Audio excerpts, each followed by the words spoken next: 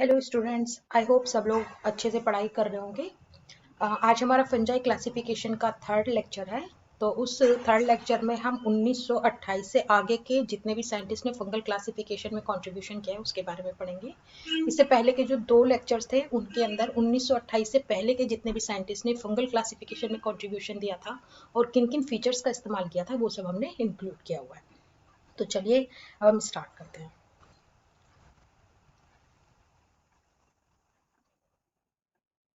अब 1928 में जो पहले साइंटिस्ट थे वो लोग थे गुमन एंड डोडगे।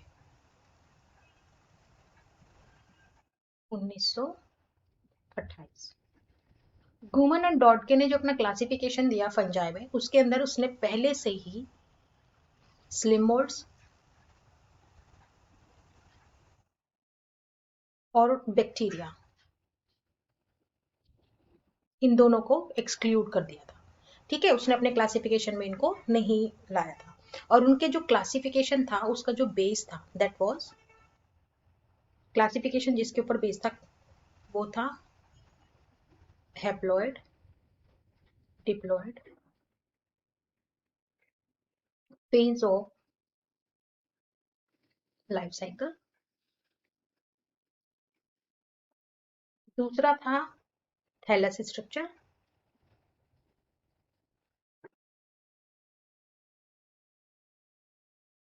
और तीसरा था फ्रूटिफिकेशन।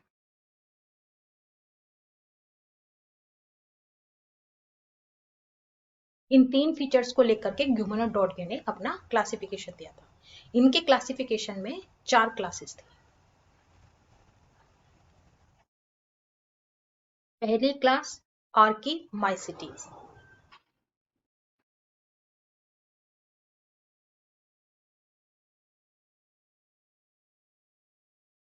दूसरी क्लास फाइकोमाइसिटीज,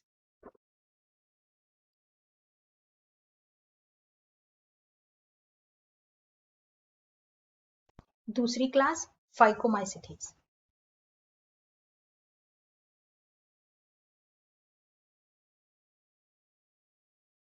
तीसरी क्लास एस्कोमाइसिटीज और चौथी क्लास बेसिडियोमाइसिटीज।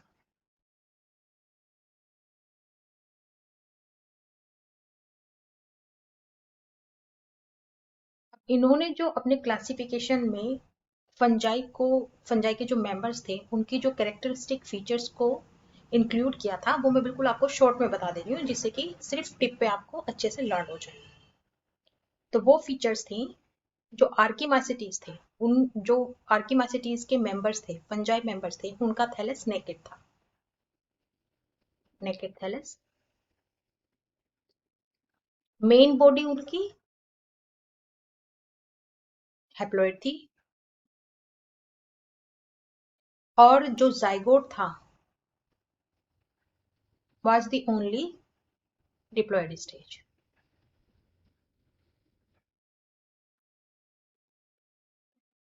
जो फाइकोमाइसिटीज के मेंबर्स थे उनके अंदर थोड़ा सा एडवांसमेंट था। आर्की माइसिटीज में तो थैलस नेकेड है लेकिन फाइकोमाइसिटीज के मेंबर्स में अब तक क्या आ गई थी, सेल वॉल आ गई थी। तो cell wall present, main body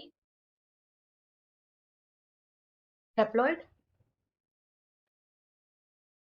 और जाइगोट ओनली डिप्लॉयड स्टेज। ठीक है, इसके बाद में फिर आया एस्कोमाइसिटीज। तो एस्कोमाइसिटीज के जो मेंबर थे उनके अंदर सेल वॉल तो प्रेजेंट थी लेकिन और थोड़ा सा उसके अंदर एडवांसमेंट आ गया था। तो आर्कीमाइसिटीज के मेंबर्स कैसे थे, एडवांस्ड थैलस,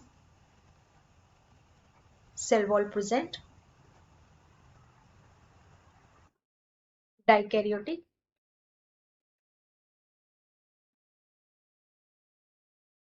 स्टेज प्रेजेंट और डाइकैरियोटिक स्टेज कैसे आ रही थी, बाय प्लाज्मोगेमी।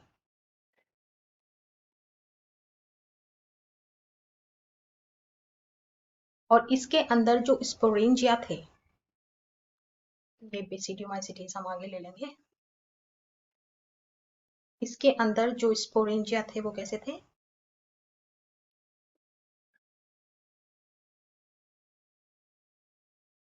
ऐसे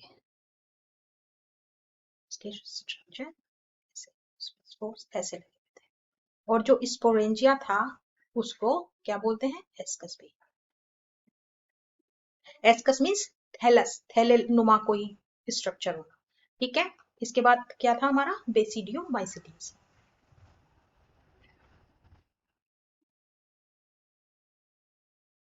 बेसिडियोमाइसिटीज के मेंबर्स थे वो सबसे ज्यादा एडवांस थे। इसकी पूरी जो भी इन्होंने चार क्लासेस दी थी, उन चारों क्लासेस में सबसे ज्यादा एडवांस थैलस किसका था, बेसिडियोमाइसिटीज का।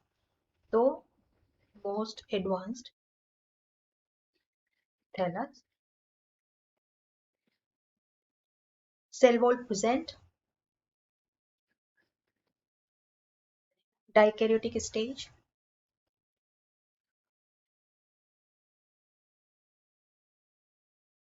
डाइकैरियोटिक स्टेज में इसका क्या था, नॉर्मल सोमैटिक माइसीलियम।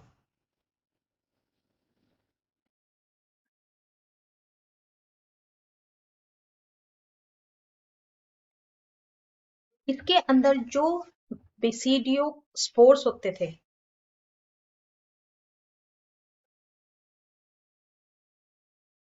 वो कैसे थे, एक्सोजीनस स्पोर्स।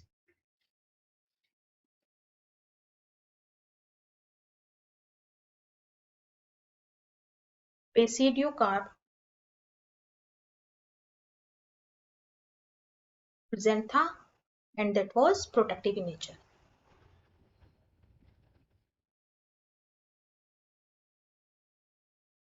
अभी हमने एक टर्म पढ़ी, प्लाज्मोगेमी।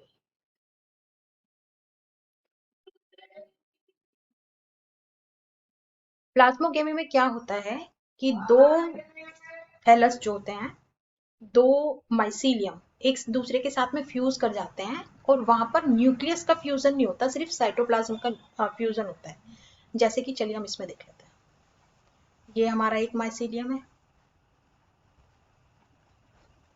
और ये हमारा एक माइसीलियम। मैं दो कलर से इसलिए दिखा रही हूँ जिससे कि आपको इजीली रिकॉग्नाइज हो जाए, वरना ये होंगे दोनों सेम ही। ठीक है, अब इसकी अगर हम प्लाज्मोगेमी कर दें तो ये कैसे बन जाएगा,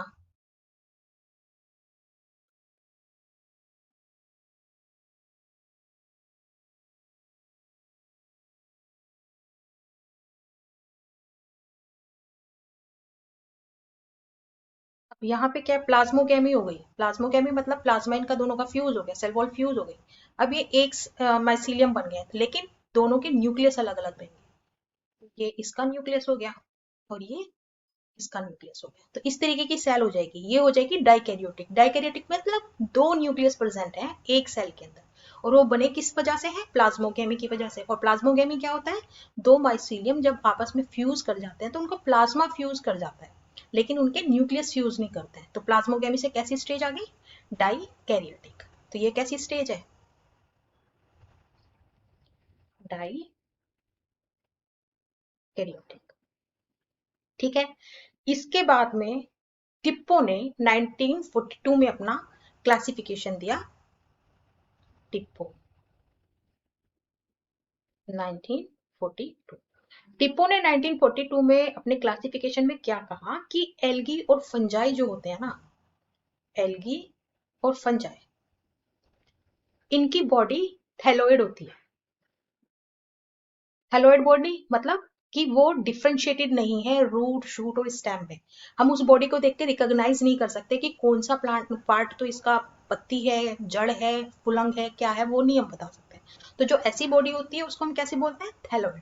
तो इसने एल्गी और फंजाई को साथ में लेकर के अपना क्लासिफिकेशन दिया, और उसके लिए जो उसने term the that was Thallophyta.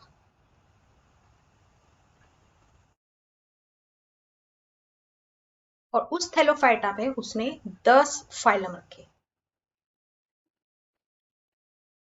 In 10 phylum में एक से लेकर के 7 तक जो थे वो एल्गी क्लासेस फाइलम थे,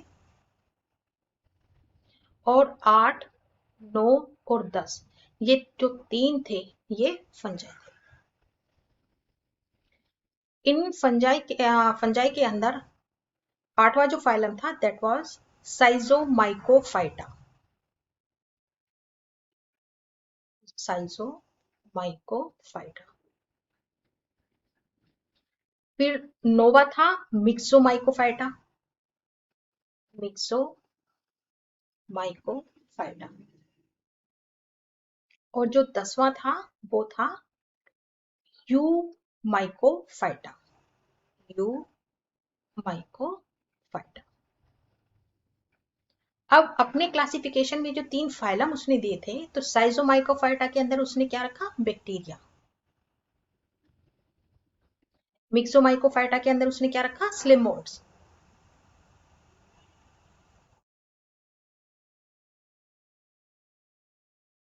ठीक है। और यू माइकोफाइटा के अंदर उसने रखे ट्रू फंजाई।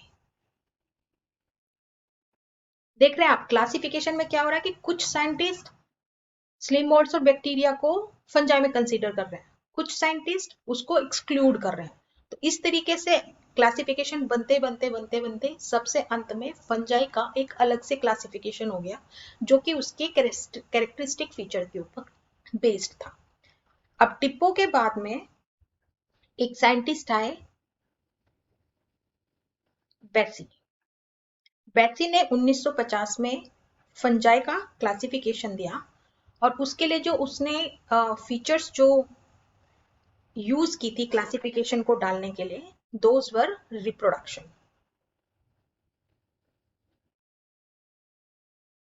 और रिप्रोडक्शन में भी स्पोर फॉर्मेशन।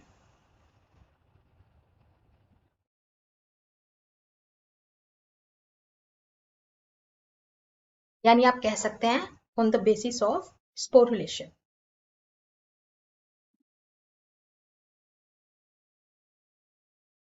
ये जो बेसी ने अपना क्लासिफिकेशन दिया उसने स्लिम मोल्ड्स को फंजाई में ही इंक्लूड करके रखा। तो फंजाई में include slim moulds were included in fungi. तो इसने फंजाई का क्लासिफिकेशन कैसे दिया? फंजाई फंजाई को इसने दो में डिवाइड कर दिया, लोअर फंजाई और हायर फंजाई।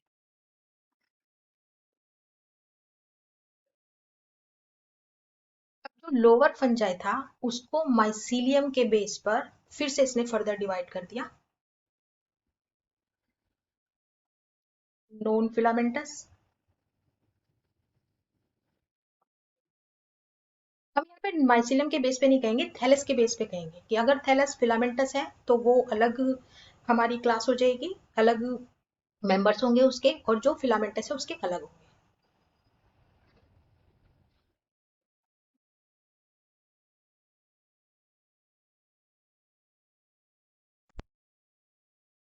चलिए अब हम अपने क्लासिफिकेशन को एक बार ठीक से देख करके उसमें जो भी क्लासेस उसने इंक्लूड की थी वो कर लेते हैं।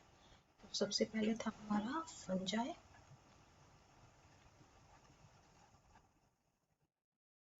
फंजाई को उसने दो में डिवाइड कर दिया, क्या था? लोअर फंजाई और हायर फंजाई।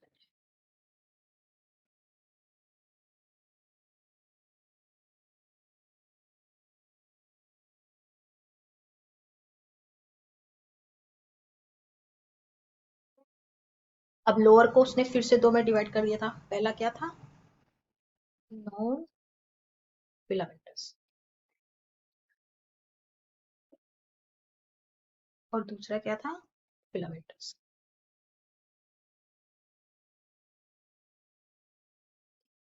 जो नॉन फिलामेंटस थे उसके अंदर दो क्लासेस थी, कौन सी? एक तो प्लाज्मोडियो पोरोमाइसिटीज। प्लाज्मोडियो पोरोमाइसिटीज।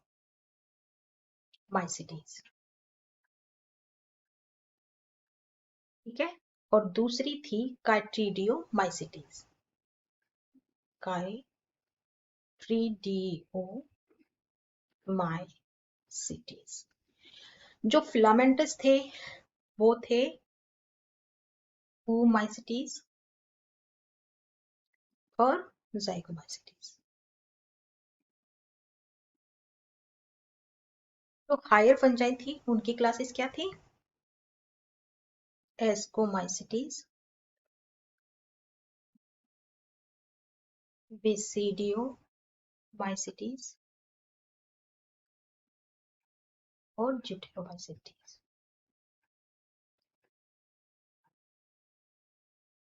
तो ये हमारा क्लासिफिकेशन था अकॉर्डिंग टू बेसिक।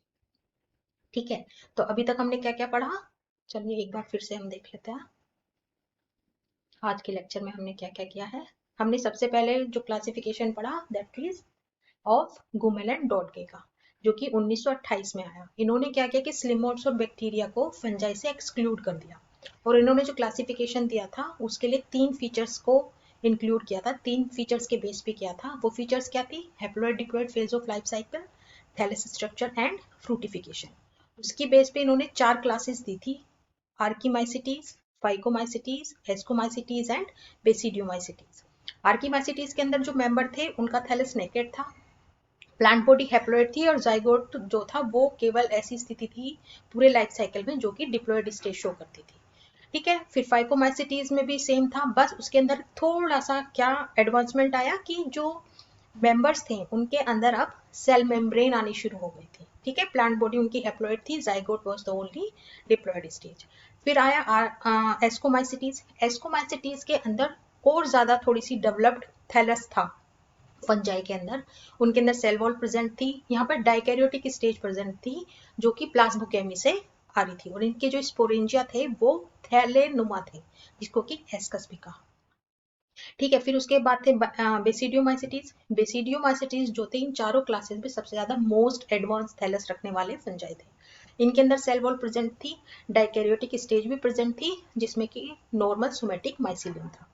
इसके अंदर बेसिडियो स्पोर्स प्रेजेंट थे। वो बेसिडियो स्पोर्स कैसे थे? Exogenous in origin. ठीक है, उनके अंदर बेसिडियो कार्प था, और वो बेसिडियो कार्प स्पोर्स को प्रोटेक्ट करने का काम करता था, मतलब प्रोटेक्टिव इन नेचर।